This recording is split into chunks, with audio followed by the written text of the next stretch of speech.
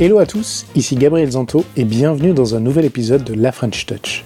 Alors pour ceux qui ne connaissent pas encore, j'interviewe des personnalités du monde du produit et du design français.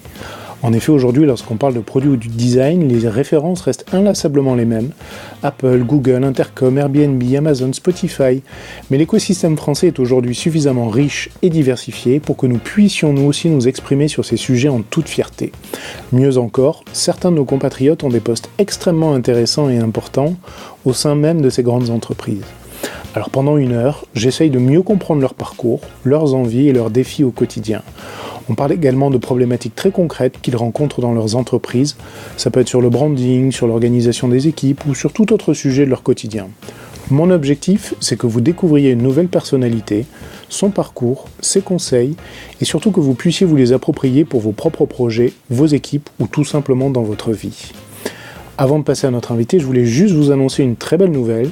Cette année, j'ai l'immense plaisir d'être partenaire de la ProductConf, l'événement annuel de la communauté Produit et Design. Je vais y animer plusieurs tables rondes. Alors la ProductConf en est à sa 4e édition. L'événement cette année aura lieu à Paris, au Trianon, dans un décor absolument magnifique. Vous pouvez retrouver plus d'informations et vous inscrire directement sur le site web laproductconf.com. J'espère vraiment vous retrouver nombreux le 6 juin prochain. Voilà, retour à la French Touch. Belle écoute à vous, en compagnie de notre invité. Bonjour Nabil. Bonjour. Merci beaucoup de venir sur la French Touch podcast.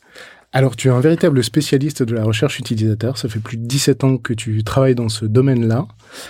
Tu as interviewé, je crois, plus de 5000 personnes. Tu es directeur du pôle User Research Intuiti User Lab, cofondateur aussi du premier laboratoire donc, de test utilisateur Personae User Lab, donc premier laboratoire du Grand Ouest, c'est comme ça qu'on dit.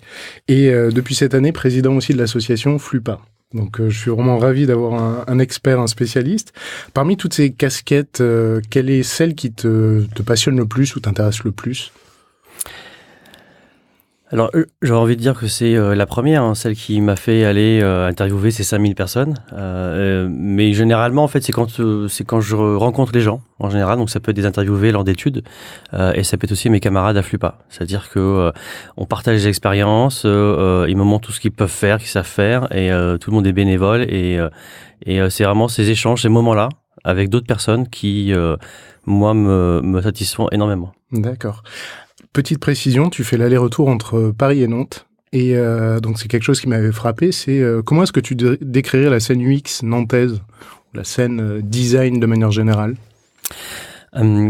Alors, à Nantes, il y a une école de design de Nantes Atlantique, bien sûr, qui produit pas mal de designers, et pas que sur des interfaces numériques d'ailleurs, designers d'interaction, de services, etc. Moi, je donne pas mal de cours à droite à gauche, donc je vois les différentes filières qui existent. Et aujourd'hui, la scène UX nantaise, elle est assez disparate. C'est-à-dire que moi, j'ai été aussi au sein de la cantine numérique, qui est le réseau digital nantais, et j'ai vu se professionnaliser au fur et à mesure ces métiers-là de l'UX à Nantes. Il y a à la fois... Alors, trouver des freelances, c'est très compliqué. Les profils s'arrachent, ils sont tous dans les entreprises, en tout cas, agences ou annonceurs. D'accord. Et on essaye, nous, de monter cette communauté, enfin de regrouper cette communauté. Sache qu'à Nantes, on a l'antenne nantaise de Flupa, il y a 400 personnes qui sont intéressées par nos événements à Nantes. 400 personnes rien que sur Nantes. Tout à fait, voilà. Alors, ils sont pas tous UX designers. On a un petit peu des agilistes, des devs peut-être, des web designers aussi. Mais voilà, ça donne grosso modo une idée des gens intéressés. Est-ce que tu dirais que c'est la plus grosse antenne qui est autour du... Non. Il y a Paris, bien sûr. Il y a Paris, évidemment. Paris, ça dépasse les 1000, je crois. D'accord. Alors, il y a 2 ans, Nantes était la 3e antenne. On était bien contents. Et puis, c'est réveillé d'autres antennes. Ça a boosté. Il y a Montpellier qui sont très, très forts aussi. Il y a Lille, où là, je crois qu'ils ont peut-être même 600, 700 maintenant. Voilà. En tout, toutes les antennes de Flupa, il y a plus de 5500 personnes qui sont inscrites sur la plateforme Meetup et qui suivent nos événements. D'accord. Voilà. Alors, justement, pour ceux qui ne connaissent pas, Flupa, c'est l'association donc francophone de référence auprès des professionnels de l'expérience utilisateur. Donc moi j'avais noté que ça regroupait plus de 4000 professionnels. La mission de l'association, c'est de créer un réseau donc justement de professionnels et de promouvoir la pratique de l'expérience utilisateur. Donc corrige-moi si je me trompe, 12 antennes en France, en Belgique, au Luxembourg et au Québec. Alors 15 maintenant. 15 maintenant, d'accord. Ouais. Alors, Flupa, c'est évidemment très connu dans le monde du produit et du design pour l'organisation de l'événement les Flupa UX Day, qui a lieu d'ailleurs très prochainement le 20 et 21 juin. Oui, tout à fait. C'est ça se veut le plus grand événement francophone dédié à l'UX. Et effectivement, il y a de très beaux noms qui sont passés. Et, il y a les conférences, les retranscriptions de vidéos qu'on voit en ligne sur YouTube. Quelle place occupe Flupa aujourd'hui en France et à l'international? Elle occupe pas encore la place qu'elle devrait selon moi. Oui, il y a encore une marge en fait. C'est-à-dire que alors ça, là c'est mon ego qui va parler. C'est-à-dire que elle pourrait être, elle est pas assez visible selon moi. Alors certes, on n'est pas obligé de tout connaître parce que mais il y a encore des personnes et UX designers qui connaissent pas Flupa encore. Je pense qu'il y a un boulot de notre part qui est à faire de rendre encore ça plus visible malgré un événement les UX Days en juin en effet qui regroupe maintenant 800 personnes et alors cette année justement depuis l'élection du board a eu lieu en juin dernier et l'un des objectifs c'est de rendre encore plus visible l'association et de nouer des partenariats avec d'autres associations et de plus s'afficher et de tisser des liens avec d'autres groupements autour de l'UX ou pas nécessairement d'ailleurs. D'accord. Ça fait combien de temps que l'événement existe en lui-même? Ça fait 8 ans. 8 ans déjà. Ouais, tout à fait, ouais. Okay. L'association, elle a 10 ans. Le temps qu'elle se structure, il y a eu des meet-ups dans les antennes au départ, et après les UX Days sont arrivés assez rapidement. Et toi, en tant que président, quelle est ta mission? Quels sont tes objectifs sur l'année à venir? D'ailleurs, c'est une mission qui t'est confiée sur quoi? Sur une année? Sur 2 ans? C'est 1 an. D'accord. C'est 1 an. On se fait élire par les membres de l'association. J'allais dire sur un programme, en tout cas on a un manifeste à écrire pour dire voilà ce qu'on a envie de faire. Sa profession de foi, on va dire, quand on veut se faire élire, quel que soit le poste d'ailleurs, au sein du CA, on a un formulaire qui permet à chacun d'exprimer ce qu'il a envie de faire. Voilà. Et puis c'est aussi une manière de se faire une idée de la personne pour lui donner sa voix finalement pour qu'elle soit au conseil d'administration.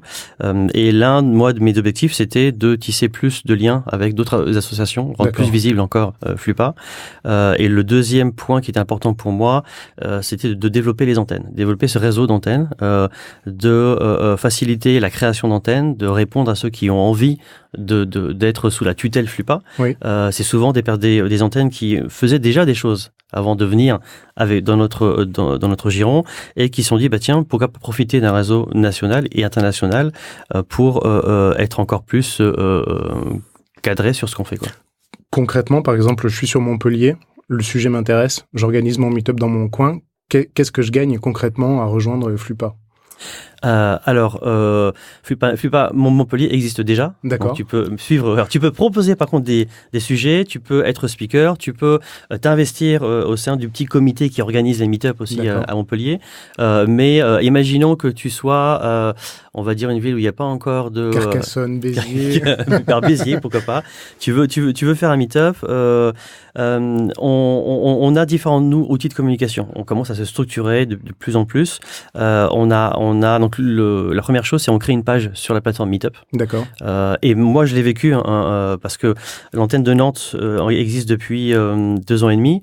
Alors, sauf que moi, j'avais créé déjà des Meetup il y a 4 ans. D'accord. Je m'étais dit, tiens, au départ, je voyais pas trop d'intérêt à rejoindre Flupa. Oui. Il y a longtemps.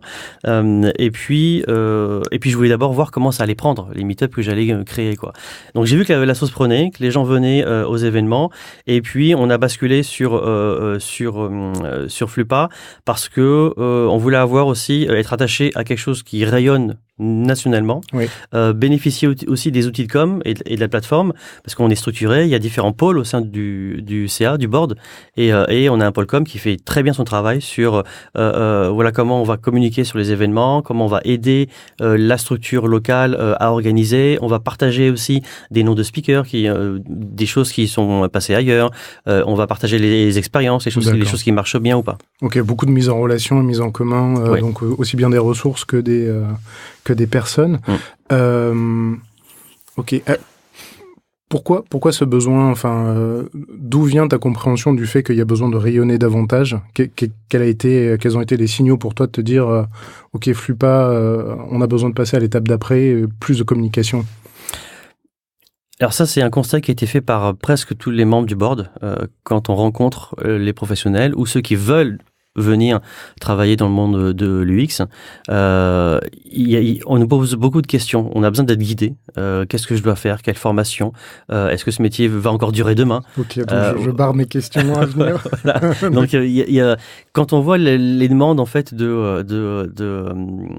normalement, tu as un guide semi-directif, comme on dit, donc oui. Tu dois t'adapter aux participants. J'ai une espèce de stress énorme, interviewé par un intervieweur de plus de 5000 personnes. Bref. Voilà, donc on a constaté que dans ce milieu-là qui est en train de se structurer et dont les profils sont très différents dans le territoire, les compétences, les zones de compétences sont pas très très claires encore. Chacun peut avoir sa définition de l'UX designer. Il y a besoin d'avoir, alors pas un phare dans la nuit, mais il y a besoin d'avoir un guide ou en tout cas quelque chose qui va expliquer ou qui va donner son avis sur voilà ce qu'est le métier, voilà comment a priori il faut bien le faire et surtout c'est aussi convaincre les annonceurs d'embaucher ce type de profil. Et une fois qu'ils les ont embauchés, de bien les utiliser. Oui, ça c'est un deuxième effet, deuxième problématique. Tout à fait, d'où le besoin de sensibiliser, d'aller à l'encontre d'autres types de groupements professionnels, d'associations, etc. D'accord. Juste pour terminer sur les Flupa UX Days, donc on est en février, la prochaine édition a lieu le 20 et 21 juin. Mm-hmm. Où vous en êtes dans l'organisation? Je crois que vous faites un appel à speaker en ce moment. Oui, tout à fait. L'appel à speaker est ouvert depuis plusieurs semaines. On a des sujets qui commencent à arriver. Moi, ce que je voulais dire là-dessus, c'est que les ateliers ou les conférences sur les méthodos, c'est très bien parce que ça structure, ça formalise des choses. Mais j'ai surtout envie, moi, personnellement, d'avoir des sujets où les gens osent avoir un parti pris.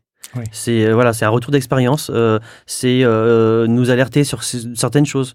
Donc, même si... alors j'exhorte en effet les gens qui ont quelque chose à dire et qui trouvent que certaines choses sont importantes, dites-le. Venez nous le dire, proposer des sujets. Alors bien sûr, il y a une sélection qui sera faite, mais voilà, osez affirmer ce qui est important pour vous dans le milieu de l'UX, de l'IA, je pense à ça parce qu'en ce moment il y a des sujets là-dessus. Ça c'est très important. Osez proposer des sujets, qui vous engagent, des convictions. Oui. C'est hyper important, même spectateur dans la salle, d'avoir cet élément-là. Si c'est trop lisse, si c'est trop polissé, ok, ouais. Super, mais je peux le lire. Je peux le voir ailleurs. Une expérience de conférence, c'est ça. Exactement, ouais. Ça m'a touché. Il y a un truc qui a fait tilt. Et quand je dis ça, c'est je me vois moi spectateur de la conf, quoi. Et voilà. Et c'est vrai que dans les podcasts que tu fais, moi j'ai connu ça. Avec Léa, j'ai un coup de cœur mais de dingue sur ce qu'elle a dit, son parcours, etc. quoi. Ouais. Voilà. Donc c'est ce genre de truc où tu dis ouais, ok. Bon, super. Voilà. Donc osez et proposez vos sujets pour les Flupa UX Days. Voilà. Merci. Justement, on parlait de formation. Est-ce qu'il y a des écoles que tu recommandes, des parcours professionnels qui, selon toi, avec ton recul, sont plus propices à se développer? Alors là, c'est moi qui ai le stress maintenant parce que c'est comme Jean-Claude Bourdin. Alors la question, est-ce que je vais oser dire une école plus qu'une autre, etc. Mais existe-t-il aujourd'hui? Oui, il en existe plein. Ouais, c'est vrai. En effet. Ce que je dirais, parce que je peux le voir dans les écoles dans lesquelles je fais des interventions. Donc ça, je peux dire, en effet, je vois quel est le programme pédagogique qui est installé. Donc il y a certaines écoles, en effet, où je sais que c'est bien fait. Voilà. Alors, je vais le dire là où je donne des cours, par exemple, c'est à l'ECV Digital, à Nantes, que je connais. Alors, je pense que c'est comme ça dans les autres antennes de l'ECV aussi. Il y a 5 villes où il y a cette école-là. Le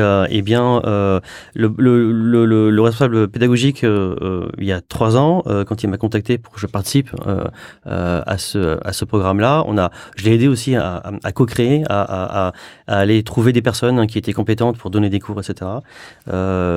L'ensemble de ces professionnels, ça fait un truc qui est pas mal, en fait. D'accord. Il y a d'autres écoles aussi. Moi, ce que j'aime bien, c'est quand même les formations qui sont un peu longues. C'est-à-dire que s'il y a besoin de faire une remise à niveau de 2 semaines, par exemple, pourquoi pas. Évidemment, c'est pas suffisant, mais tout dépend de ce qu'on va en faire après. D'accord. Est-ce que c'est simplement avoir un minimum de bagages pour pouvoir parler à ces professionnels-là et comprendre en effet comment on peut travailler ensemble. Si on veut en être un, il y a des masters qui existent. On peut très bien avoir un bachelor de n'importe quoi finalement, de n'importe quoi, d'une autre filière, et puis basculer après en master 1 et 2 sur ce métier-là. Donc là, on parle d'une formation professionnelle. Je suis jeune, je me mets dans un cursus professionnel. Pour on va dire, des personnes en reconversion ou des professionnels existants, je suis dans le marketing.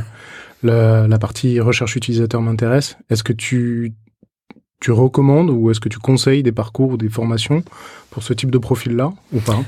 Alors, dans les événements que nous faisons, on a beaucoup de personnes qui sont en reconversion, en effet.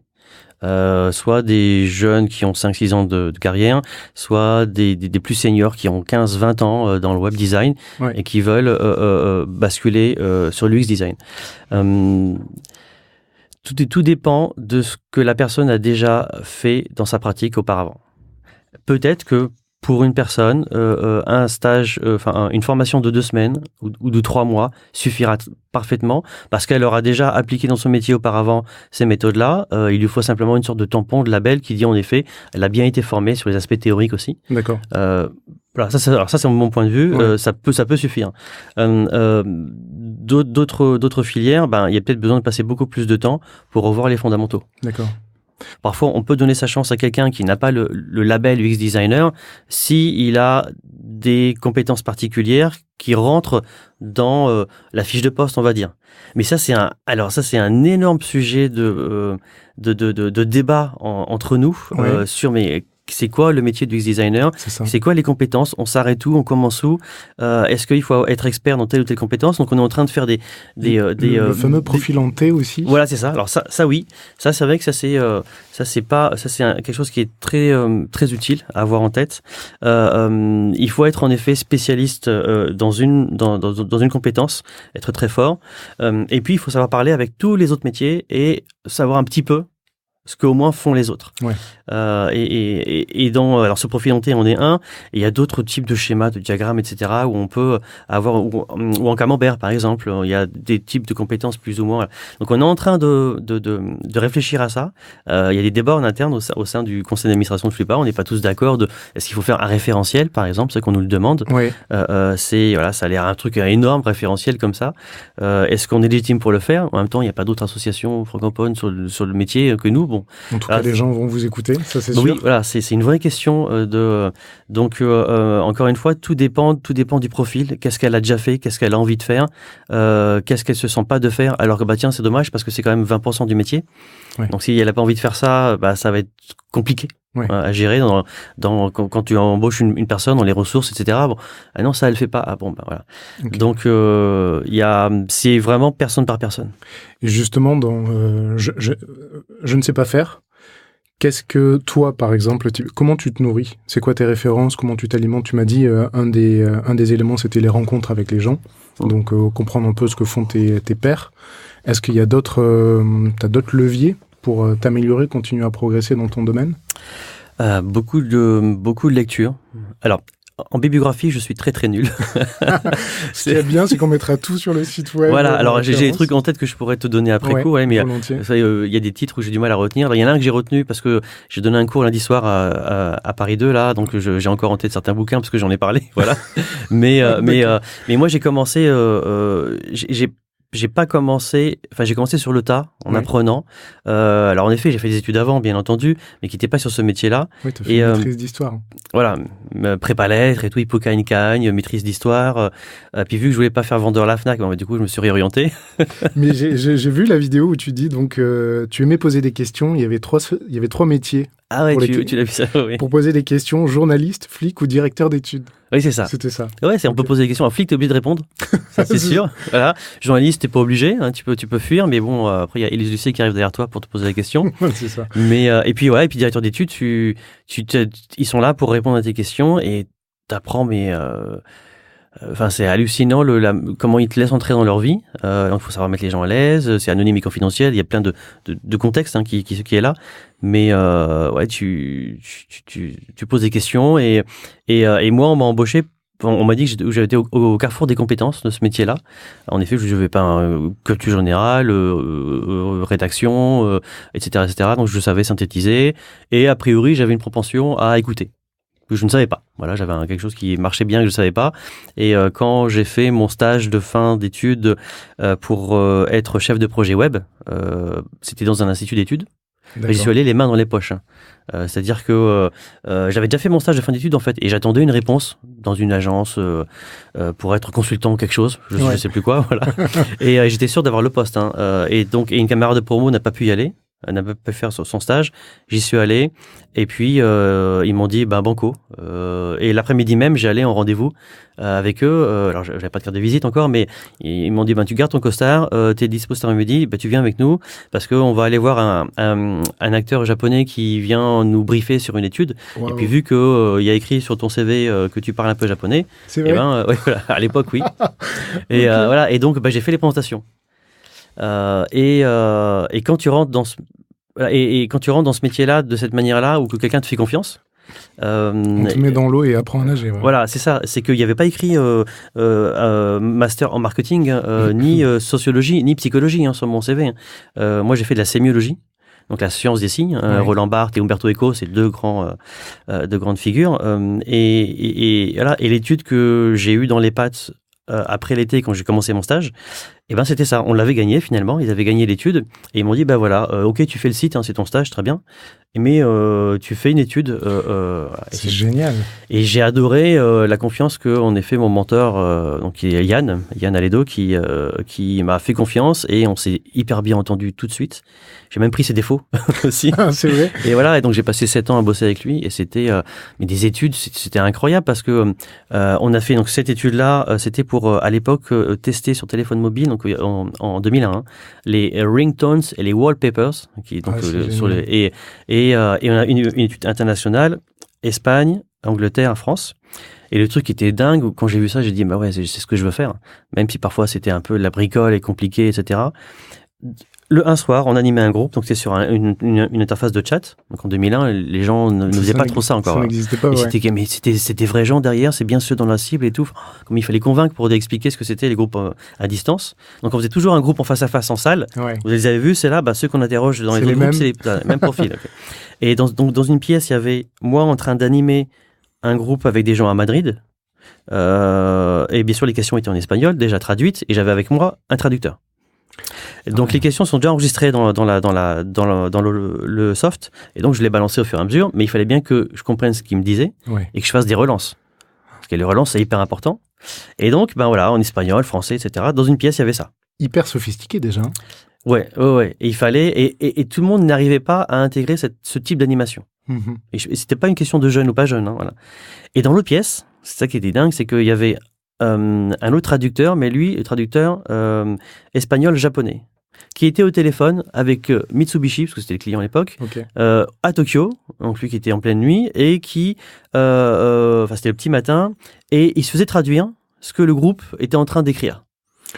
Et je dis, mais c'est un peu dingue là ce qui se passe. Et voilà. Et quand c'était ma première étude, j'ai kiffé quoi. Et puis après j'ai dit ok. Et puis alors il y avait pas que Yann, il y avait aussi Laurence, il y avait d'autres collègues. Et je dis banco, je savais pas que ça existait et je le fais et voilà. Et c'était il y a combien de temps ? C'était en septembre 2001. Septembre 2001. Donc ça va faire 17 ans, plus de 17 ans. Ok. Et il y a eu beaucoup d'études comme ça, assez rocambolesques. Et après on se forme au marketing, aux recommandations marketing quand on teste un produit, un concept, etc. Mm-hmm. Mais c'était ma compétence web, parce que j'ai fait on disait DESS à l'époque, DESS communication multimédia, après mon DEA en sémiologie. Et voilà, c'était cette compétence-là qu'il voulait développer au sein de l'institut, qui était Opinionway à l'époque, qui existe toujours. Ah oui, oui. Et voilà, et du coup, on a démarré comme ça, et j'ai adoré cette partie de ma vie. Et pour reboucler sur ma question initiale, justement, c'est en 2001 et encore aujourd'hui, comment tu t'alimentes ? Donc, bibliographie, c'était quoi ? Alors, en effet, quand j'ai commencé à donner des cours, c'est là où je me suis dit, tiens, on va quand même relire la théorie ou apprendre des nouvelles choses pour être sûr de bien donner les informations aux étudiants. Ça, c'était l'un des déclics où je me disais, je peux pas dire n'importe quoi. Ouais. C'est pas possible. Ouais. Voilà. Ce devoir de transmission, ça t'impose de la rigueur. Hein. Parce que tout à fait, ouais. Et alors je pouvais leur parler de mon expérience, mais il fallait quand même qu'on raccroche à des concepts, à des choses qui sont pour que ça soit évident. Parce que je l'ai vécu, c'est que ça s'explique. Oui. L'esprit humain, il fonctionne comme ça. Moi, je l'ai vu, et hop. Et donc, du coup, c'est bingo parce que tu as un concept et tu as plein d'exemples. Donc, a priori, croyez-moi. Quoi. Ouais. Voilà, c'est ça. Le bouquin le dit, moi, je l'ai vu plein de fois. Ouais. Voilà. Et donc, il y a des bouquins comme 100 Things Every Designer Need to Know. Oui. Ça, c'est pas mal. Enfin, c'est très synthétique. Ouais. Il y a aussi. Ouais, tout à fait. Il y a les bouquins aussi de Jesse Garrett, l'architecture d'information. Il y a. Après, voilà, j'ai lu les bouquins aussi d'Amélie Boucher sur l'UX mobile, notamment. Oui. Et pas mal de bibliographies aussi en anglais. Alors, je n'ai pas tous les titres en tête. Ouais, bien sûr. Mais il y a pas mal de choses en anglais, surtout. Et puis les articles. Okay. Les bouquins, c'est une chose, les bouquins de fond. Et après, beaucoup d'articles tous les jours. Et c'est quoi tes sources ? Tu t'alimentes de quoi ? Toujours Nielsen Norman, quand tu publies des trucs ou... Alors, pas trop. Pas trop. Moi, je vais surtout chercher les retours d'expérience de professionnels qui publient. Alors, je suis des comptes sur Medium, notamment, ouais. Qui voilà comment j'ai fait. Voilà comment ce qui s'est passé. Voilà ce qui a pas été bien. Voilà où on s'est planté. Les fails, j'adore les fails. C'est le plus appréciable. Ouais. Tout à fait, voilà. Et ceux qui osent le dire, ils sont encore plus appréciables. Tu peux en partager un de fails. Alors, c'est déjà arrivé sur une étude, oui, tout à fait, où le fail, il arrive quand on recrute mal. À recruter n'importe qui, on a n'importe quoi comme information. Oui. Ça, c'est évident. Et la première qualité d'une étude, c'est qui tu vas recruter. Donc, tu définis les personnes. Et dans une étude, on n'avait pas perçu un critère qui aurait pu être important. C'était quoi, en l'occurrence ? C'était tester une plateforme qui permettait de participative pour évaluer les projets en agronomie. En gros, au lieu que l'industrie agroalimentaire fasse n'importe quoi, à imaginer des nouveaux légumes ou nouveaux fruits, c'était on va créer une plateforme et puis on va demander aux internautes de dire ce qu'ils en pensent, d'une sorte de guidelines, etc. D'accord. Et donc on avait recruté des personnes qui avaient une certaine sensibilité écologique et d'autres critères. Et il y a un critère qu'on avait zappé qui était leur proportion à partager les choses en ligne et à échanger. Et dans les conclusions, j'étais devant un point d'interrogation en me disant alors, ok, ça va pas. La plateforme telle qu'on l'a testée, ça va pas. Mais je ne sais pas, est-ce que c'est à cause de petit a ou petit b ? D'accord. Et si on avait pensé à rajouter un critère de recrutement supplémentaire, on aurait eu la réponse en fait. C'est est-ce qu'ils sont pas dans la cible ou est-ce qu'ils aiment vraiment pas ? Ok. Et là, c'était compliqué. Et là, je me suis dit, tiens, encore une fois, ça revérifie ce que je dis en cours. La première chose, c'est attention à qui vous allez recruter. Alors, donne-moi des conseils. C'est quoi les garde-fous pour bien recruter, justement ? Il faut oser challenger les critères que le client va te donner. Moi, ma cible, c'est ça. Et en fait, il faut avoir plein d'intuitions, il faut oser aller plus loin, il faut lui poser des questions, mais ça, et ça, et ça. Il faut maîtriser son environnement à lui, son contexte, et puis imaginer des choses qu'il n'a pas imaginées. Et se dire, vos critères principaux, c'est ça, mais vu que vous avez envie de faire ça, dans ce type d'activité ou dans cette tendance-là, il faut aussi prendre en compte tel ou tel type de comportement. Et donc, il faut s'assurer que les personnes qu'on va interviewer, ils l'ont, ce comportement. Et ça là, cette capacité à aller challenger le client et en disant, voilà, il y a potentiellement ces critères-là dont vous ne tenez pas compte. Comment tu fais, toi, pour avoir conscience de ces éléments-là ? Enfin, on reprend l'agronomie. T'es pas un spécialiste agronome. T'as pas fait ça pendant des années. Donc, où tu vas chercher ces éléments, ces petits indices qui peuvent te permettre d'arriver à une qualification en amont qui est beaucoup plus pertinente que ce que ton client, qui est dedans. Comment tu fais ? Alors, il y a deux choses. D'abord, je suis pas dedans, justement. Donc, je pose des questions de béotien. Un peu bête. Je lui dis, et aux participants aussi, il se peut que je vous pose des questions bêtes, mais je les pose. Il y a plein de choses qui me posent question, moi, que je comprends pas. Très bien. Et là, le client se dit, non, mais il m'explique, ça, c'est pas important, ok. Il m'explique en me disant, c'est pas important, encore une fois. Et je dis, mais alors, ouais, mais là, quand même, vous êtes sûr? Parce que ce truc-là, moi, je serais machin, moi, je suis la personne lambda. Ouais. Vous me dites ça, mais si j'ai pas, a priori, tel comportement ou attitude, je suis pas sûr que ça va me sembler intéressant. Donc, ça, c'est la première chose. Il y a une certaine naïveté, du coup, aussi. Oui, ça me sert beaucoup. Ouais. Et la deuxième chose, c'est discuter avec mes collègues. Moi, je bosse surtout avec Clémence, qui est top. Et c'est une sorte de révélateur, Clémence. C'est-à-dire que, surtout avec elle, quand je discute avec elle, elle me fait penser à des trucs auxquels je pensais pas. D'accord. Alors, soit elle a des bons propos elle-même, ou soit en fonction des questions qu'elle me pose, tout de suite, ça cogite. D'accord. Et ça m'amène à, alors pas nécessairement toujours à la solution, mais tiens, si on pensait à ça, ou si on présentait comme ça, tiens, on s'est pas posé cette question-là. D'accord. Donc l'échange, c'est hyper important. Clémence, avec qui tu as cofondé Personae User Lab. Alors non, Clémence, que j'ai embauché au sein de l'Institut. Moi, j'ai confondé, donc elle est avec nous depuis 4 ans. Et Personae User Lab, ça a été confondé avec les fondateurs de l'agence Intuiti. Voilà. Okay. Intuiti qui souhaitait justement donner un gage objectif à ses productions numériques. Quand Vincent Roux m'a exposé un petit peu qui est l'un des associés, sa vision, il y avait un rouage qui manquait. Et donc, je me voyais là, quoi. Ah bah oui, il y a un truc pour tourner là, c'est là. D'accord. Oui, Intuiti, donc, pour repréciser, c'est une agence web qui existe depuis 2004. J'avais noté 38 collaborateurs, 4 implantations, peut-être plus de collaborateurs. Ouais, en effet, on est 42 maintenant, 42, 43, tout à fait. J'adore parce que j'essaie de prendre les chiffres à chaque fois les plus actuels et il y a toujours, non, c'est 25% de plus.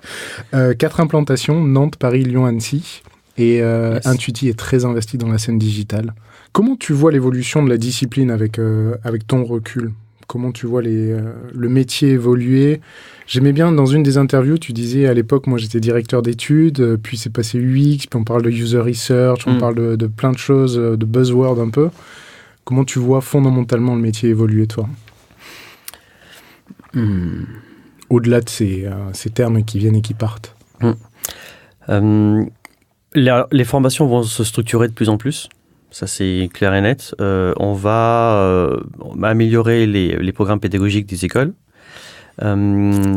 L'intervention que je donnais lundi soir à Paris, hein, c'était dans le master que j'ai fait il y a 17 ans. Et typiquement, il faudrait qu'on en mette plus. Et ils ont commencé à mettre justement des cours de UX, design, de design thinking, etc., qu'il n'y avait pas du tout à l'époque. Donc là, les formations vont automatiquement se structurer. Est-ce que ce sera toujours des organismes privés qui le feront, qui eux ont l'air d'avancer en tout cas et de construire des choses? Est-ce que l'université aussi va le faire? Ça, je peux pas trop le dire, mais voilà. Ouais, parce que le parcours universitaire qui peut amener à de la recherche utilisateur, c'est quoi essentiellement? C'est la psychologie, psychosociaux? Psychosociaux. Typiquement, avant qu'on dise UX et compagnie, il y a 17 ans, le parcours, c'était psychosociaux, et puis je finis par un master en marketing. Ok. Voilà.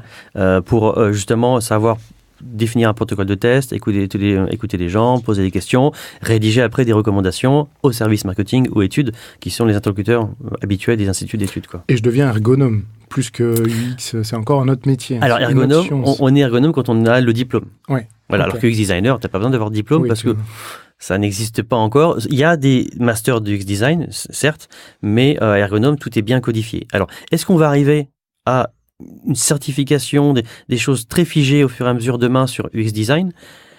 J'en sais trop rien parce que ce métier-là, il te fait travailler avec tous les services de l'entreprise. Et pour moi, c'est une sorte de lien. Et on travaille ensemble avec une manière, encore à part sur une autre chose, avec un petit groupe d'étudiants sur demain, comment le métier va évoluer. Et on est en train ça cogite, on n'est pas toujours d'accord entre nous, mais on se voit régulièrement pour définir et poser les choses. C'est un métier qui est, je pense qu'on n'a pas encore mesuré la place qu'il a dans l'entreprise et quel est le bénéfice qu'il peut apporter.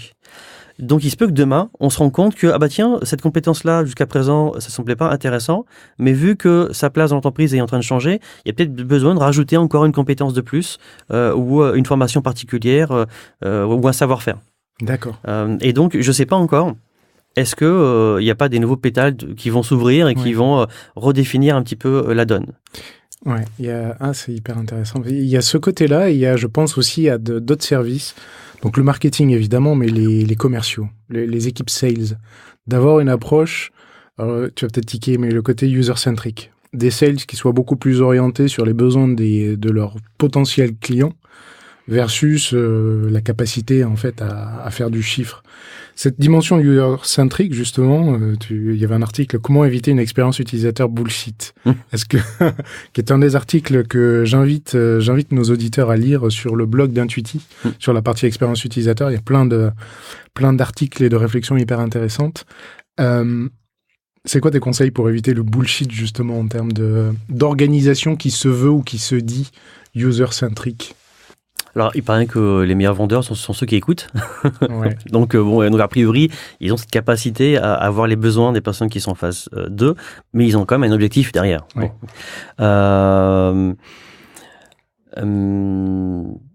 Il y a un mot que j'utilise beaucoup dans mes synthèses d'études, dans mes rapports, c'est le mot cohérence. La cohérence qu'une marque va avoir sur ses différents supports par rapport à ses clients ou à ses prospects, en fait, c'est la même chose dans une entreprise. On dit, il faut le dire et le faire aussi. Ouais.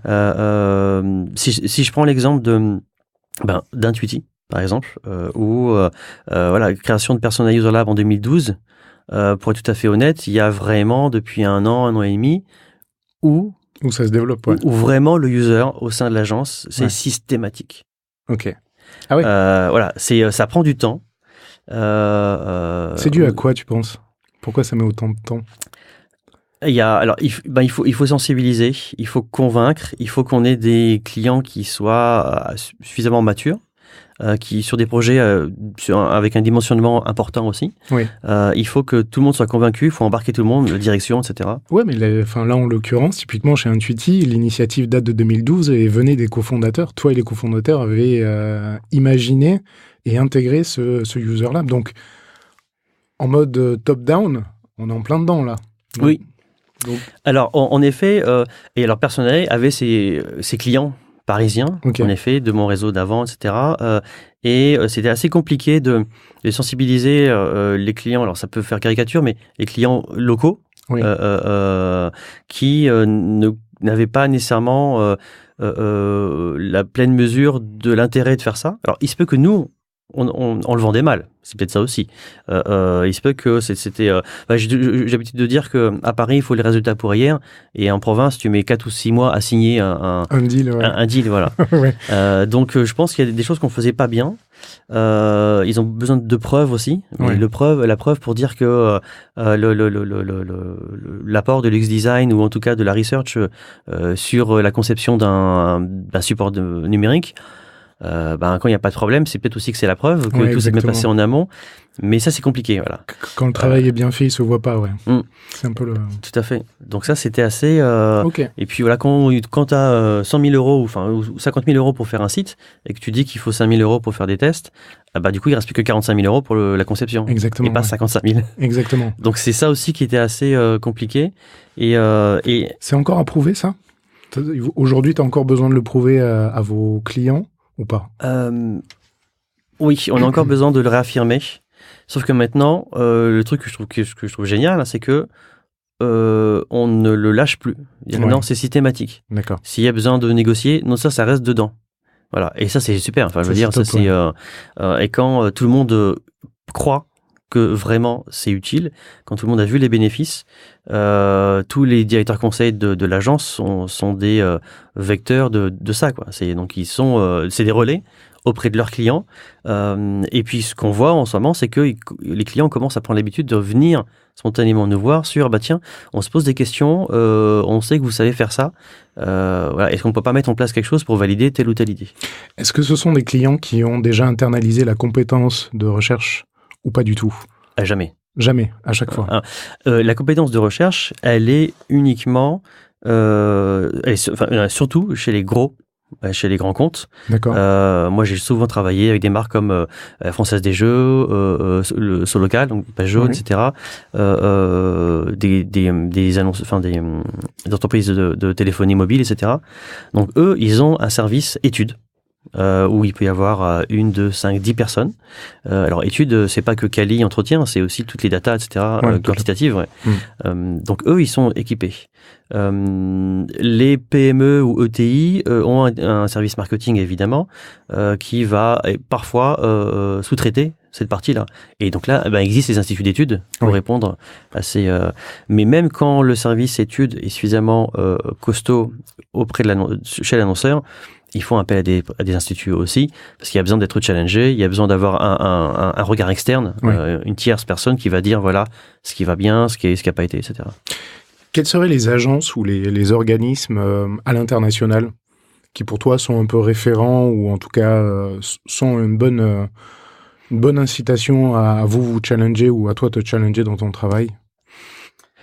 Alors, les organismes internationaux, c'est-à-dire... Alors après, il y a... Je pense à IDEO ou des boîtes un peu célèbres qui vous tirent vers le haut ou en tout cas qui vous disent il y a des trucs intéressants à creuser. Alors, moi, j'ai eu la chance d'aller dans les locaux d'IDEO à San Francisco lors d'une learning expédition qui a été faite par la région Pays de la Loire, où il y avait des chefs d'entreprise, quand j'étais gérant de personnel à l'époque, qui partaient de différentes tailles, de boîtes, d'ancienneté, au poste de gérant, quoi. Ouais. Et donc, on était une vingtaine. Et en effet, t'as entendu parler d'IDEO, tu sais ce que c'est, t'as lu un ou deux bouquins, bon, mais quand tu vas là-bas, et que tu vois leur bureau, que tu vois comment ils travaillent, tu vois aussi leur atelier, c'est des makers aussi, voilà. Ouais. Et donc il y a une multitude de compétences. Tu te dis mais celui-là il bosse avec eux, jamais t'aurais pensé à l'embaucher quoi. Non, on a besoin de lui aussi, et puis de lui et de lui et de lui. Enfin voilà, ils ont vraiment construit leur entreprise autour des compétences nécessaires pour répondre aux besoins de leurs clients et puis aller au-delà aussi. Donc eux, en effet, tu as raison, ça te permet de te dire, il y a des trucs possibles qu'on fait pas du tout nous, et ça vaut le coup. Et quand je suis revenu de San Francisco, en effet, tu en as plein la tête. Tu déprimes parce que tu retrouves ton petit cas à toi, ta petite entreprise. Et ton client qui te dit, je suis pas sûr. C'est ça, ouais. Et donc, quand tu as eu la chance de lui présenter le truc, et donc là, j'étais un peu assez irritable. Ah, c'est vrai 2-3 semaines où... Excuse-moi pour le mauvais souvenir. non, mais c'est bien parce que ça t'oblige à trancher, en fait. Et donc, en effet, il y a des choses qu'on a arrêté de faire, qu'on faisait plus, parce que ça va à rien de passer, d'avoir des efforts là-dessus, quoi. Donc, ça sert à ça. Et après, tu rebondis, tu imagines d'autres choses, quoi. Mais ça te donne un petit boost et ça t'éclaire sur... Voilà ce que je veux faire, quoi. Et ça m'a inspiré une conf que j'ai fait au Web Today à Nantes, qui est un festival numérique sur 3 jours, où je disais, moi, mon rêve en 2020, c'est que l'humain soit la drogue du futur et c'est moi le dealer. Oh. Tu vois? Ah ouais. Voilà. Et c'est vrai que j'adore l'idée, en fait. C'est-à-dire que demain, on pourra plus se passer de ce que pensent les utilisateurs, on pourra plus se passer de l'humain. Et moi, je suis là pour expliquer comment faire les bons dosages. C'est ça. Tout est question de dosage. Mais ouais, et parfois on me dit oui, mais alors si c'est pas vous qui faites, n'importe qui peut pas faire. Non, n'importe qui peut pas faire. Mais tout dépend de ce qu'on veut.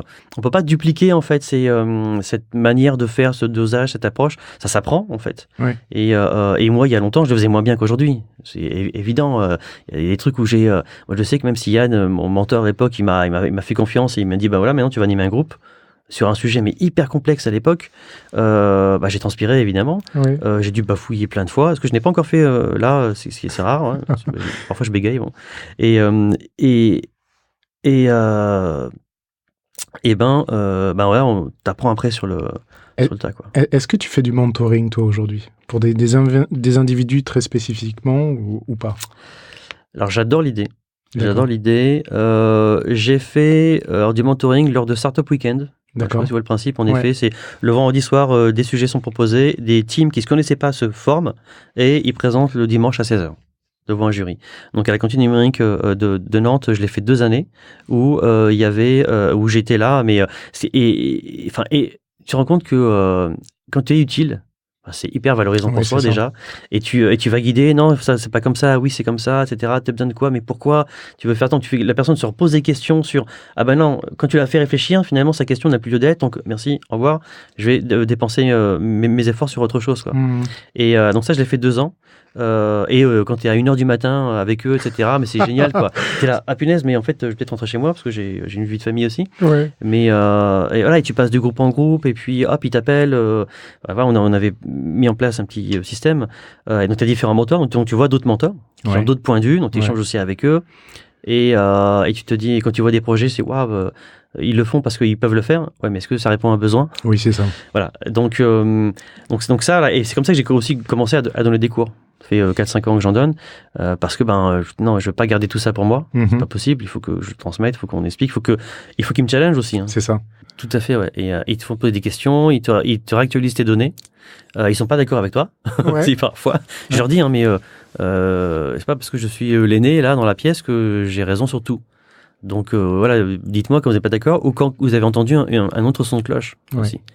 Donc ouais, après le mentoring, est-ce que Flupa pourrait par exemple organiser ces mentorings là ? Pourquoi pas ? Quand je vois que beaucoup de professionnels ont des questions, ont besoin d'être guidés. C'est quoi quels sont les points où tu sens que tu dois t'améliorer ? Le fait de participer, d'échanger, de donner, tu arrives à identifier, même sans que ce soit en retour forcément de tes étudiants, est-ce qu'il y a des endroits où tu te dis je suis un peu faiblard là-dessus ou pas ? Oui. Je peux être faiblard sur quand tu sors de ta zone de compétence, même si encore sur le Kali, l'animation, j'ai des choses à apprendre, où je vois d'autres types d'animation, je suis assez faiblard sur les autres sources de collecte de la connaissance client. Alors, on est en train de monter ça chez Intuiti. Dire que ça marche aujourd'hui, le systématiser, le user vraiment au centre, ça passe aussi par se structurer. Et alors, c'est pas un pôle connaissance client qu'on monte, mais ça va être des process. Et là, je me rends compte que, en SEO, on peut avoir aussi de l'information sur les comportements, sur les requêtes utilisateurs, donc le Search Engine Optimization, donc le référencement naturel, tout à fait. Là, on peut, tu vois, je suis pas à l'aise avec les consoles de Google Analytics non plus, tu vois. Donc, il y a ces petites choses-là qui sont d'autres regards sur le user. D'accord. Et qui peuvent te donner des intuitions sur, voilà comment moi j'ai fait mon métier, ma partie à moi finalement. Donc, il faut s'alimenter sur ces autres compétences de l'agence. Donc, on va mettre en place des programmes de formation interne où chacun va expliquer vraiment le métier de l'autre profondément pour qu'on sache, voilà ce que je peux aller choper sur ce domaine-là. Tu as des outils. Est-ce qu'il y a des outils que tu recommandes justement pour la récupération de feedback utilisateur ? Je sais que c'était une conversation qui traînait dans un Slack que j'ai vu entre directeurs produits. Comment il y a des process, mais il y a aussi des outils qui peuvent t'aider. Alors de l'outil le plus base qui est un fichier Excel ou un spreadsheet qui te permet et un système de tag. Est-ce que toi ou vous utilisez des outils spécifiques pour la collecte ? Alors ça, c'est mon autre domaine où j'aime m'améliorer. D'accord. C'est-à-dire que on a... moi, je suis assez encore... est-ce qu'on peut dire à l'ancienne, j'en sais rien, mais je suis beaucoup sur le Kali, donc j'ai pas d'outils automatiques que je maîtrise parfaitement. Par contre, à l'agence, on essaie de collecter des données de manière automatique avec certains outils. À défaut de rien, en tout cas, il vaut mieux parfois avoir un minimum d'informations. Bon, il y a Hotjar qu'on utilise, par exemple, qui permet en effet de voir comment les personnes naviguent. Alors parfois, ça fait poser plus de questions qu'autre chose. Mais là encore, on va mixer les compétences à l'agence. C'est-à-dire que d'habitude, c'est le web market qui s'occupe de ça, pour analyser les campagnes, etc. Mais en fait, on se dit, la lecture que nous, on peut avoir en Kali, par exemple, c'est notre formation historique, permettra de mieux détecter et de décrire ce qui se passe qu'on voit sur les vidéos, par exemple. D'accord. Voilà. Et quand tu as quelqu'un qui arrive sur un site, une page d'accueil, il se passe rien pendant 8 minutes, tu vois pas la souris bouger, le curseur bouger, et après ça bouge, je dis mais il s'est passé quoi ? Tu peux te dire qu'il a peut-être ouvert un autre onglet. Voilà. Est-ce qu'il est parti aux toilettes ? On ne sait rien. Est-ce qu'il avait besoin de donner le bain à son fils ? Enfin, tu vois, tu sais pas pourquoi en fait. Donc tu émets des hypothèses. Donc il y a des points d'interrogation qui restent. Et vu que tu vas imbriquer les différentes sources d'informations, bah, tu vas être en capacité de dire, ah bah, là on ne sait pas, par contre, hop, il y a une autre compétence qu'on peut ajouter et qui va essayer de trouver l'information. Ça me permet de rebondir sur un sujet que tu évoquais, qui était un article de blog, et le thick data. Comprendre... Il y a le big data que tout le monde connaît, donc on amasse un maximum d'informations qu'on va essayer de traiter, mais il y a le thick data, T-H-I-C-K. Est-ce que tu peux nous dire ce que c'est ? La genèse vient d'un discours de Tricia Wang sur TED. Ouais. Ma compréhension, c'était en fait de contextualiser la connaissance utilisateur et donc de remettre les données dans un contexte. C'est tout. C'est tout ce que je sais. C'est ça. Je compte sur toi. Mais c'est le principe, ouais, c'est vraiment le principe. Et tu vois, c'est là où encore on va peut-être tomber sur ma troisième faiblesse, en effet. On va chier. Mais c'est bien, ça me révèle aussi des trucs à moi-même, ça me les remet à l'esprit. Qui est... alors, Thick Data, Tricia Wang, en effet, il dit waouh, génial ce truc-là. En effet, c'est une manière en plus de parler de notre métier, de la collecte d'informations, notamment qualitatives. Et c'est pas en effet, t'as pas des données quantiques qui s'enchaînent les unes dans les autres. C'est cette donnée épaisse où tu vas comme des couches dans un oignon. C'est au fur et à mesure, ça va donner de l'épaisseur à la donnée centrale par plein d'éléments de contexte. Et elle avait, alors. Je lui parlais donc je vais te raconter ce qu'elle a fait elle, et après bah, ça fait écho en fait à d'autres bibliographies aussi encore. Donc elle travaillait pour Samsung à l'époque et elle est partie en Chine observer ce qui se passait au sein de la population et notamment des classes moyennes. Et elle a même fait des métiers pour voir vraiment livrer des sandwichs sur un chantier. Elle a passé des nuits dans des cybercafés à l'époque pour voir comment les gens quelle était leur pratique. Elle est ethno quoi. Ethno à fond, exactement quoi. Et sauf que, en effet, Samsung n'a pas nécessairement exploité tout le travail qu'elle a pu faire pour eux, parce que sinon, ils n'auraient pas décroché. Nokia, pardon, c'est Nokia. Nokia, ouais. Nokia. Ils n'auraient pas décroché autant. Et ils n'ont pas vu, en effet, l'arrivée l'appétence de ces populations-là sur un outil digital qu'ils pensaient être hors de propos, ou en tout cas ne répondant à aucun besoin de cette population-là. Là, on était sur le mobile, en fait. Sur le mobile, tout à fait, voilà, exactement. Okay, ouais. Bon, ça, c'est ce qu'elle a fait. Donc, elle a été en immersion. D'accord. En immersion pendant plusieurs mois. 8 mois, je crois. Et là, tu peux me dire, mais quelles compétences on a besoin pour aller vendre des sandwichs? En effet, si tu te dis, mais c'est ça. Le UX-designer, il va être en immersion. C'est une partie, en effet, de ses compétences. On fait le truc, quoi. Une empathie totale. Ouais. C'est une éponge qui absorbe tout, quoi.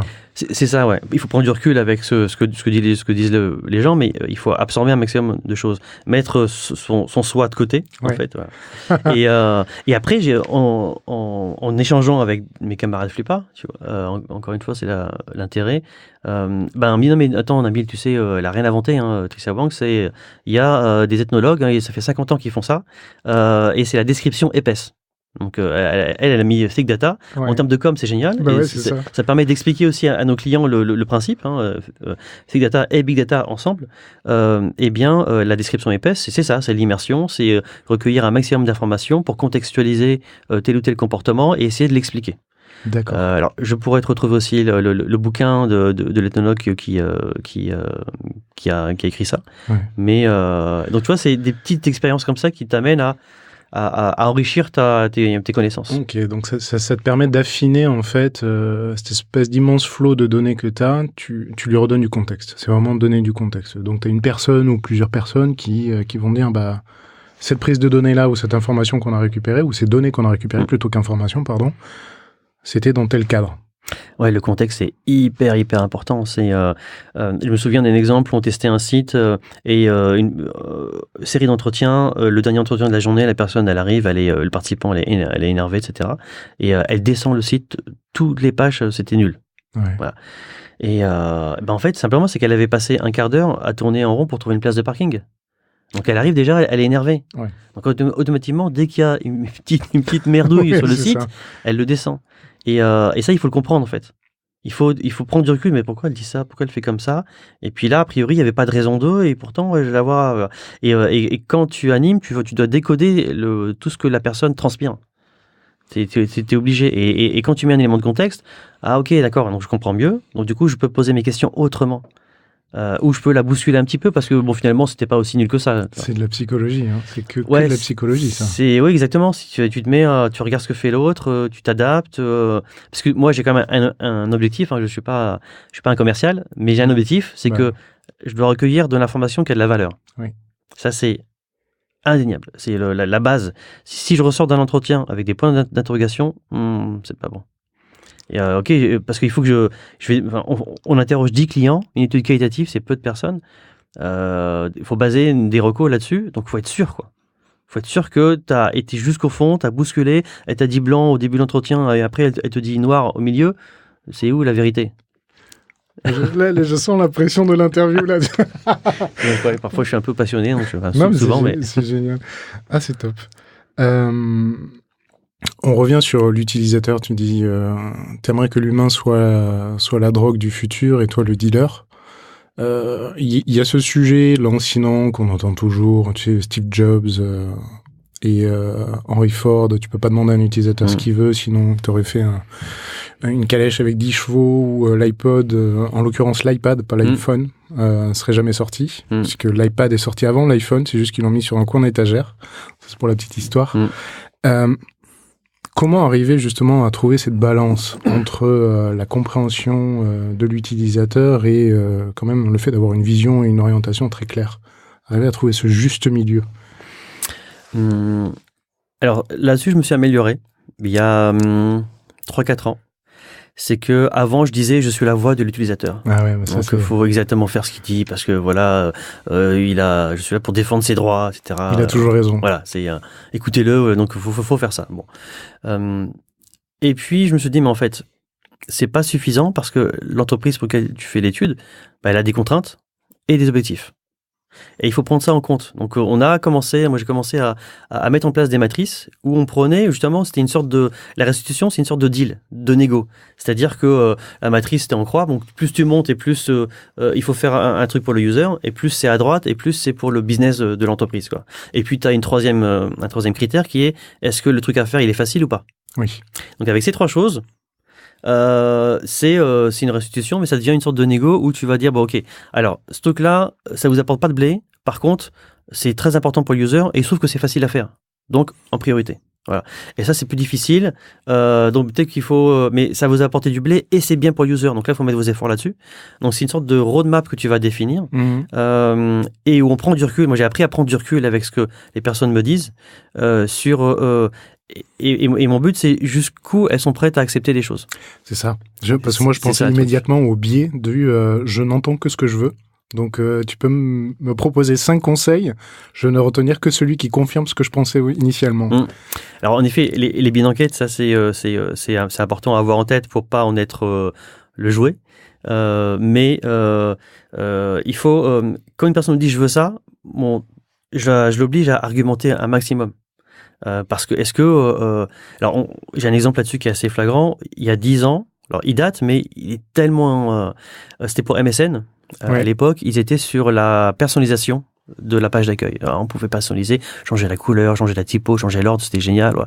Et donc on fait des groupes, 4 groupes. Ils avaient imaginé 4 typologies d'internautes, les geeks, le girly, senior et famille. Bon. Il y a 4 écrans qui sont proposés. Des groupes de 2 heures et tout le monde adore. Donc pendant 1 heure, ah génial, et puis on peut faire ça aussi, et puis ça, ouais super. Donc là, on se serait arrêté là, on aurait dit à MSN, allez-y, mettez plein de ressources, mettez plein de fonctionnalités, mettez des gens qui vont les créer, etc. Sauf que quand les clients adorent, pour moi c'est louche. C'est vrai. Quand le participant adore, je dis, ah c'est bizarre là, parfois c'est un discours de bon ton. Ah oui, il faut donner son sang. Oui, bon, peu de personnes le font. Bon. Et là, je dis, c'est bizarre, ils adorent ce truc-là, tout va bien. Et là, je me dis, et donc là où tu retombes sur la psychologie, ou l'empathie ou l'intuition, il faut que tu te dises, alors je suis pas Sherlock Holmes, mais moi je préfère Poirot de toute façon. Mais tu te dis, tiens, c'est bizarre. Et donc là, je leur pose une question qui est pas dans le guide du tout. Mais est-ce que vous avez déjà personnalisé une page web? C'est un truc qui tue. Et là, non, personne. Mais je veux dire, sur les 40 personnes, personne ne l'avait fait. Okay. Donc, très bien, ok, bon. Mais là, pourquoi vous le feriez avec MSN, là? Puis là, un gros blanc. Oh mon Dieu. Ça, et tu dis, ok. Et on a passé la 2e heure voir mais quelles étaient vraiment les fonctionnalités qui étaient vraiment pertinentes et qui allaient les faire basculer dans l'usage. Et du coup, on a downgradé les ambitions d'MSN en disant mais c'est pas à peine d'en faire des tonnes, faites-en un minimum, voyez comment ils vont les utiliser déjà. Et puis vous ferez une V2. Vous avez plein d'idées dans les cartons. Vous ferez une V2 et vous pourrez communiquer dessus en disant on a vu que ça marchait, vous en voulez plus, et ben voilà. C'est fou. Mais en même temps, ça me fait me dire que tu as récupéré pendant la phase de test ce qui n'avait pas été préparé, j'ai envie de dire, correctement dans le questionnaire. C'était un peu ou dans la qualification de départ. Et ben voilà, c'est-à-dire que t'as beau te dire j'ai les bonnes personnes, j'ai le bon guide, on a posé les questions, on a challengé les clients, on a toutes les questions qui sont importantes. T'as plein de questions de relance qu'on écrit aussi, oui. Mais c'est impossible de prévoir ce que l'humain en face de toi va faire. Et donc automatiquement, il y a plein de choses que tu vas inventer au fur et à mesure voilà. Mais il faut avoir la capacité de se dire attends, là il y a un truc qui est pas clair. Ok, moralité, si tout va bien, c'est que c'est pas bon. Ouais, non, c'est ça. Tu dis, est-ce qu'ils seront prêts à vraiment l'utiliser derrière, au-delà du fait de dire, ouais, j'adore. C'est ça. Et comment tu mesures ? Tu peux pas prévoir l'avenir, mais tu peux les titiller pour se dire, ok, quelle est la valeur de ce que tu me dis là ? Et une autre chose flagrante aussi, sur jusqu'à quel point il faut faire ce qu'ils nous disent. Il y a un autre élément qui est important pour moi, c'est les études in situ. Donc c'est sur le terrain. Oui. Quand tu es en laboratoire, tu peux tester plein de choses et les gens répondent. Et on a fait une étude pour TGV Lab, qui était l'application où tu peux commander tes repas à bord. Donc voilà, ce qui existe aujourd'hui. Oui. Et on l'a fait dans le train, tant qu'à faire. Donc on a fait un Paris-Nice plusieurs fois. J'avais jamais été à Nice, donc c'était l'occasion. J'ai une carte de France chez moi où je mets tous les endroits où je suis allé. 25 fois Paris-Nice. C'est ça. Parce que je fais pas que Nantes-Paris, donc j'étais dans des endroits inimaginables. Dans des scieries, sur des chantiers, chez les gens. J'ai fait des interviews auprès de femmes sur Mythique. Je suis allé chez elle, tu vois un peu le truc, c'est hallucinant. Et où j'ai interrogé des couvreurs charpentiers sur une planche de bois posée sur des parpaings sur un chantier, quoi. Voilà. In situ, quoi. Mais c'est ça. C'est vraiment in situ. Ouais. Mais ouais, et ça j'aurais jamais été sinon, quoi, tu vois. Où j'ai passé une nuit avec un taxi pour savoir comment son métier, quoi. Ouais. C'est assez, voilà. Et donc là, pour cette application-là, on le teste dans le train. Évidemment, quand tu commences à arriver après Valence, tu vois, c'est ça, t'es encaissé, t'es dans les tunnels. Et ce qui devait se passer, se passe. C'est-à-dire que dans l'application qui était fonctionnelle, j'appuie sur le bouton commander, sur le bouton payer et tunnel. Ah putain. Ouais. Qu'est-ce qui se passe ? Est-ce que je dois repayer ? Est-ce que ça va m'être débité une fois, 2 fois ? Est-ce qu'il faut que je commande ? J'ai pas d'informations qui se passent hors réseau qui arrivent. Non, il y a rien. C'était pas prévu. Et là, en situ, c'est magnifique. Alors, en podcast audio, on va pas le voir, mais j'essaie de le décrire. Donc on est assis sur les sièges, c'était en seconde classe là, et la personne voit ça, elle se dit qu'est-ce que je vais faire ? Elle se penche et puis elle dit le wagon restaurant il est là-bas, donc je me lève et j'y vais. Ouais, voilà, si. Et on oublie l'application. C'est ça, c'est mort. Et c'est mort. Donc là, il n'y a aucun avantage à le faire. Et en laboratoire, les gens ne nous auraient peut-être pas dit. Mais bien sûr. Et là, ils nous montrent, on voit le corps qui change, qui bouge. Et il dit, je me lève si ça ne marche pas. Parce que là-bas, je sais que je fais la queue, c'est embêtant, mais j'aurai mon truc. J'ai une amie, Noémie Lecor, qui est UX designer aussi, et qui nous avait présenté l'exemple qui est exactement le même ton. C'était le design d'une application dans une station de ski pour retrouver ses amis dans les stations. Donc, design super léché, beau, l'application tout est belle, etc. Et en faisant l'analyse des comportements utilisateurs, ils trouvaient que c'était louche. En fait, il y avait l'analyse des clics qui était complètement approximative sur l'application et tout. Ils sont rendus dans une station. Et en fait, ils se sont rendus compte que les gens ne voulaient pas enlever leurs gants pour utiliser l'application, donc ils le faisaient avec le nez. Ils cliquaient sur les boutons avec le nez. Voilà. In situ. Mais c'est génial. L'être humain, il développe plein d'alternatives particulières ou de comportements. Et moi, ce qui m'étonne encore, c'est que parfois, il a des fantasmes de dingue. Il faudrait que l'application fasse ça ou ça, ou que ça y pense avant que j'y pense moi. Et t'as d'autres fois, il se contente de peu. Tu te dis, mais waouh, il pourrait aller 2 fois plus vite, il pourrait trouver l'information plus facilement. Ou non, il a intégré certaines difficultés et ça lui va. La capacité de l'être humain à intégrer les problèmes et à chercher juste des raccourcis pour les contourner. C'est assez fascinant. Ouais. Mais voilà, okay. C'est génial le coup du nez là. Ouais. Top. On arrive au bout de l'interview. J'ai toujours une question que j'aime bien poser. Est-ce que tu as un tic ou une habitude un peu inhabituelle que les gens ont remarqué chez toi ou dont tu as conscience? Waouh. Pas forcément négatif, hein, ça peut être... Il y a un truc qu'on me dit depuis pas très longtemps, 1 an ou 2, enfin c'est qu'une personne qui le dit, notamment, c'est une de mes collègues, où parfois je m'emballe, donc je commence à parler fort. Il y a un truc où, Ouais. parce que ça me passionne, ou le truc est important pour moi, où je me dis qu'il devrait être important pour les autres aussi. Oui. Parfois je commence à commencer à parler vite ou à parler fort. Et elle me dit mais c'est bon, ok, calme-toi, ça va quoi, c'est pas voilà. C'est mon habile, cool. C'est ça je l'ai. Donc on voit tout de suite quand il y a un truc qui me tient à cœur. Et voilà, donc c'est le truc que ma collègue me dit depuis plusieurs mois déjà. D'accord. Voilà, que je retiens. Après, j'ai pas d'autres. Oh, mais c'est déjà joli. Parle-moi fort, Nabil. C'est ça. Voilà, c'est tout pour la French Touch. Alors, avant de vous quitter, quelques petites choses. D'abord, encore merci à notre invité pour son temps et pour son retour d'expérience. Comme d'habitude, vous pouvez retrouver toutes les références, les outils, les personnes qui sont citées dans l'épisode. Pour cela, il vous suffit d'aller directement sur le descriptif du podcast, sur l'appli de votre choix, vous cliquez dessus et vous serez redirigé directement sur le site lafrenchtouch.fm. Si vous souhaitez me contacter pour me poser des questions, pour me proposer de nouveaux invités ou juste me faire un feedback, vous pouvez le faire directement sur Twitter. Le pseudo, c'est @lafrenchtouchfm, tout attaché. Alors, je veux prendre un peu de temps aussi pour vraiment vous remercier d'avoir écouté jusqu'ici d'abord. J'espère surtout que l'épisode vous a plu. Et si c'est le cas, n'oubliez pas, vous pouvez me le dire en mettant un petit commentaire ou une note 5 étoiles sur iTunes de préférence. Ça me motive beaucoup et surtout ça aide à faire connaître le podcast. Voilà, merci pour tout et à très vite pour un nouvel épisode de La French Touch.